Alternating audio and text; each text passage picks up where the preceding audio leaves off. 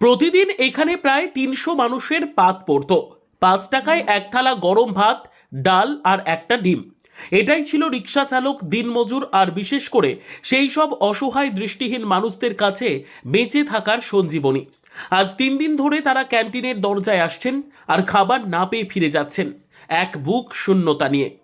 খালি পেট নিয়েই এক বৃদ্ধা জানালেন, আমাদের একবেলা ভরপেট খাওয়া তো ওই ৫ টাকার ক্যান্টিনেই আটকে ছিল।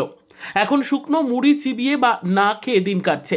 জানি না কবে আবার ভাতের গন্ধে আমাদের পেট ভরবে। খুবই অসুবিধা হচ্ছে। আমি লোকের বাড়ি কাজ করে খাই, বাবা নেই, ভাই নেই।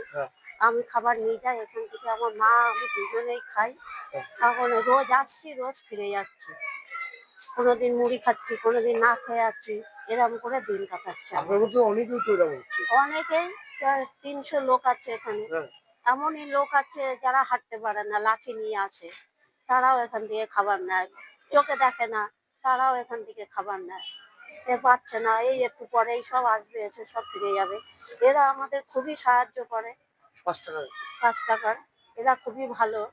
তাই এদেরই খারাপ লাগছে, মা ক্যান্টিন এরা দিতে পারছে না আমাদের খাবার। আমরা রোজ আসি, রোজ ফিরে যাই। এই ছবিটা বসিরহাট টাউন হাই স্কুলের পাশের মা ক্যান্টিনে।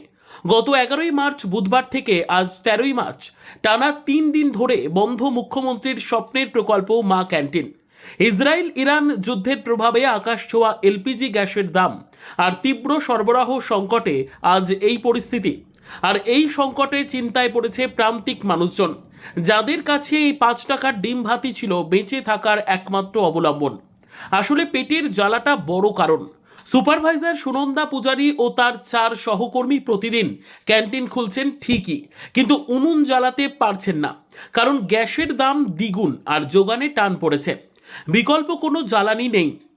যাদের দুহাত ভরে অন্ন বিলিয়ে তৃপ্তি পেতেন ক্যান্টিনের কর্মীরা, আজ তারাই অপরাধীর মতো মুখ নিচু করে দাঁড়িয়ে আছেন। তারা জানালেন, যাদের আমরা নিজের হাতে খাইয়েছি আজ তাদের খালি হাতে ফিরে যেতে দেখে বুকের ভেতরটা ফেটে যাচ্ছে, মনটা যেন পিছিয়ে পড়ছে বারবার। সকাল থেকে আমরা আসছি, সকাল থেকে এসে ১১টা অব্দি বসে থাকছি।